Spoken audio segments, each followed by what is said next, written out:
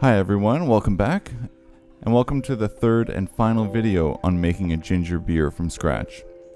So what I have here is I'm putting 8 cups of water into a pot, and I'm going to bring that to a boil.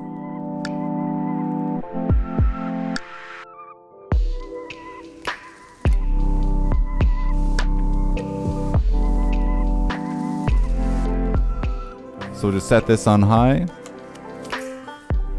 and we'll come back once it starts boiling. So I'll be back in a bit. As you can see, we have our water boiling. Now what I'm going to do is I'm going to take some sugar and I'm going to add in about half a cup of sugar into the water so that the sugar dissolves.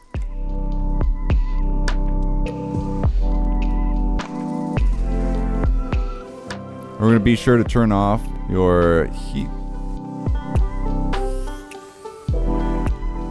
Give it a quick stir to dissolve the sugar.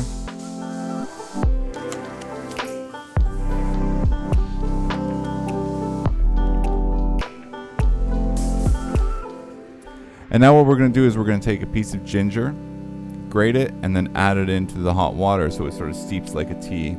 Now I'm using a coarse grate here, and if you've seen some of the other videos, I use the same method to grate the ginger each time. And we're going to be using about a 1 to 2 inch piece of ginger, and that widely varies based on how strong of a ginger taste you want your end result to be.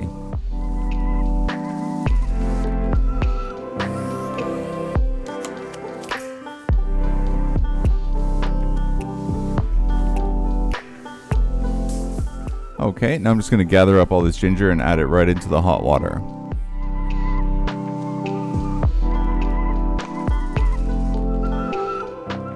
There we go. Now we just want to give it a stir. And what we're going to do is we're going to let this ginger steep in the hot water until it comes down to room temperature. Because we don't want to add our ginger bug into a liquid that's too hot, and it's going to go and it's going to kill all that yeast and all the good bacteria that we've worked so hard building up.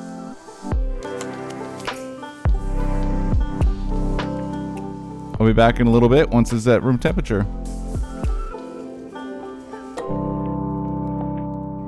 Alright, here we are. So we got 2 limes that I'm going to add in. I got my ginger bug that's healthy and ready to go.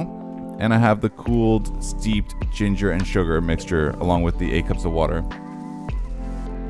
First thing I'm going to do is I want to strain out all those ginger pieces. So I'm using a fine mesh strainer and just pouring the cooled mixture through to make sure I don't get any big chunks of ginger in the end result.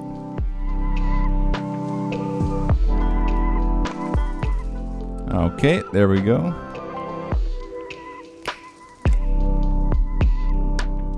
Okay, and now the ginger bug. And we're going to use about a half a cup of the ginger bug. And just measure that out. And pour it through the strainer as well so that we collect all those chunks and we don't end up with that in the end result. And I'm going to set that aside for later. And the last thing I'm going to add in is some limes. Now you can use lemons or limes, but for this particular recipe I decided to go for a lime. And I'm just going to squeeze the lime juice straight through the strainer.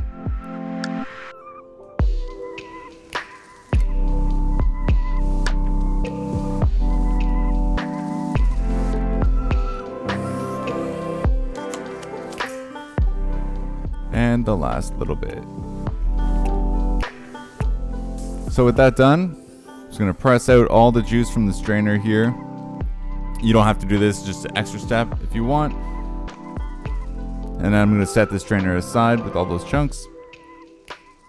And I'm going to take something a bit easier to pour the liquid into the bottles that I'm going to seal off and use to actually make bottles of ginger beer with. So I have this container here, and I'm just going to pour the mixture in.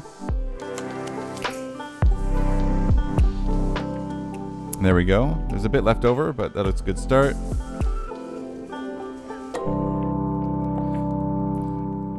Now, the bottles I'm using are old beer bottles that I have, but I also have one plastic bottle. And the reason for that is I want something plastic so I can check each day how the carbonation is going. Otherwise, you're going to have to actually open up your bottles to see how it is. And I'm just using a funnel just to pour into the beer bottles, being sure to leave a little bit of headspace, a little bit of room at the very top.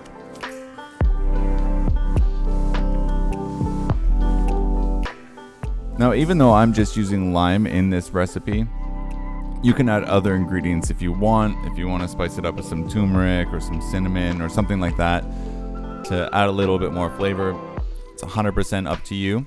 What you can also do is you can taste it before you're putting it in the bottles to see if it's exactly what you're looking for. Now, the taste will change a little bit when it's carbonated, but that's fine. Another thing, you can use these sort of flip top bottles, which makes it a bit easier, but the one that I have is not good for carbonation, so that's why I'm not using it. But if you do have some that are useful for carbonation or can be used for carbonation, go ahead and do that. Now I have these bottle caps I'm going to use, and then this beer bottle topper. We just put the bottle cap on top. All the things have been sanitized,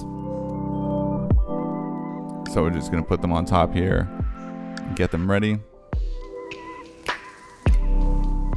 And the plastic bottle, because it's an old soda bottle, just screw that on.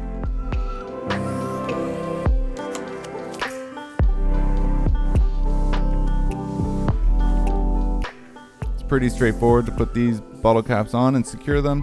You just use the device, put it over top of the cap, and press down.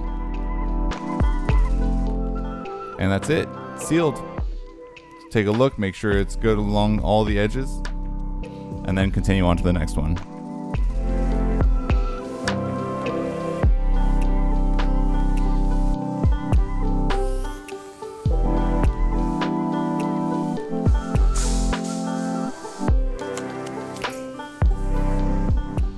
And once you have them all bottled up, that's it. Pretty easy. Again, you can use all plastic bottles if you want, but I like the beer bottles. Looks a little bit nicer for me.